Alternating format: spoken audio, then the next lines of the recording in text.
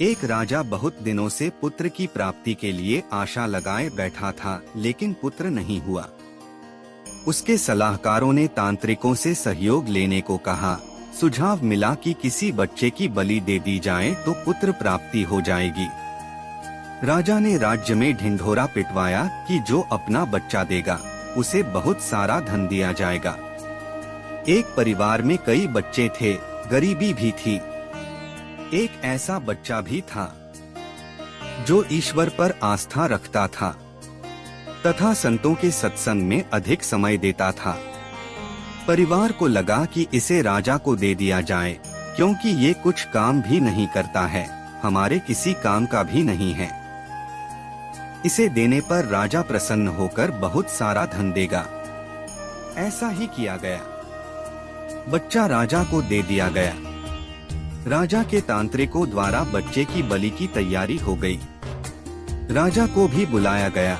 बच्चे से पूछा गया कि तुम्हारी आखिरी इच्छा क्या है। बच्चे ने कहा कि मेरे लिए रेत मंगा दिया जाए। रेत आ गया। बच्चे ने रेत से 4 ढेर बनाए। एक एक करके 3 रेत के ढेरों को तोड़ दिया और चौथे के सामने हाथ जोड़कर बैठ गया। उसने कहा कि अब जो करना है करें।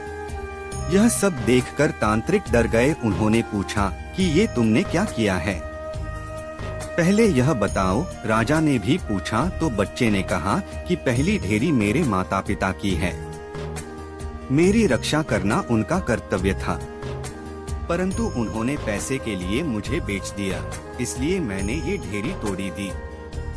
दूसरी मेरे सगे संबंधियों की थी, उन्होंने भी मेरे माता पिता को नहीं समझाया।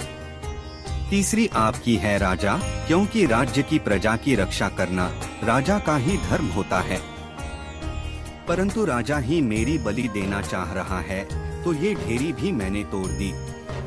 अब सिर्फ अपने सद्गुरु और ईश्वर पर ही मुझे भरोसा है, इसलिए यह एक ढेरी मैंने छोड़ दी है।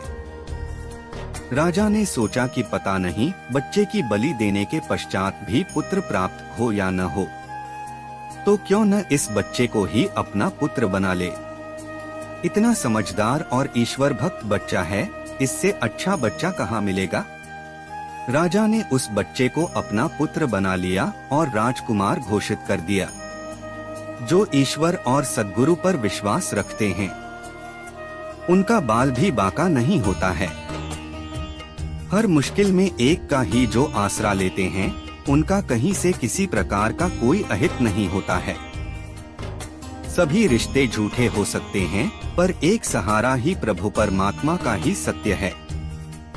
उम्मीद करता हूँ आपको ये स्टोरी पसंद आई होगी। स्टोरी पसंद आई तो वीडियो को लाइक डिसलाइक आप कर सकते हैं। ऐसी ही और स्टोरी देखने के लिए हमारे चैनल को सब्सक्राइब करके घंटी प्रेस कर दे, ताकि आने वाले वीडियो की जानकारी सबसे पहले आपको मिले। Thank you.